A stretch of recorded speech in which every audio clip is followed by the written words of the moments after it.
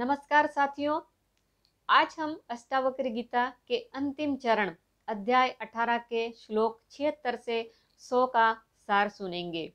यहाँ ऋषि अष्टावक्र आत्मज्ञान की चरम सीमा का अद्भुत अनुभव प्रकट करते हैं, जहाँ जीवन स्वयं ही पूर्ण और मुक्त हो जाता है।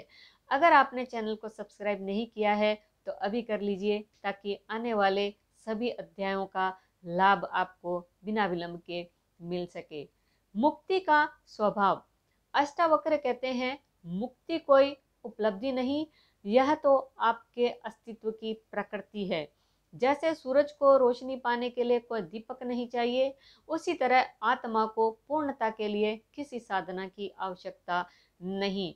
आप पहले से ही वही शुद्ध अचल चेतना है, शरीर से परे पहचान।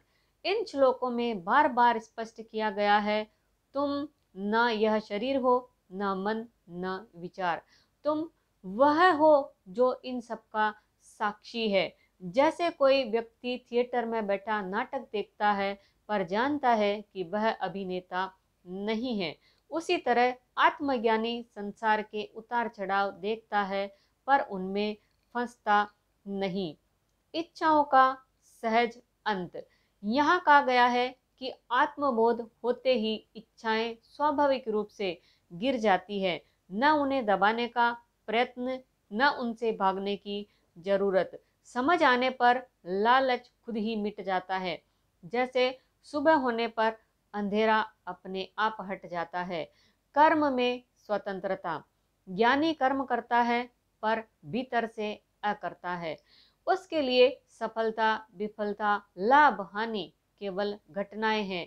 जैसे पहाड़ पर खड़ा कोई व्यक्ति नीचे बहती नदी को देखता है, नदी में कितने ही मोड़ हो पर वह पहाड़ अडिग रहता है। ज्ञानी का मन भी वैसा ही अडिग है, जन्म और मृत्यु से परे। श्लोक 90 के आसपास अष्टावक्र कहते हैं, हे राजन, जान ले कि तू अनंत और अजन्मा है। शरीर जन्म लेता है और मिटता है, पर तू शुद्ध आत्मा कभी नहीं बदलती।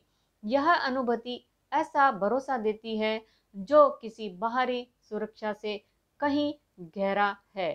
अंतिम श्लोक में यह भी स्पष्ट है कि जब साधक यह पहचान लेता है तो उसका आनंद किसी परिस्थिति पर निर्भर नहीं।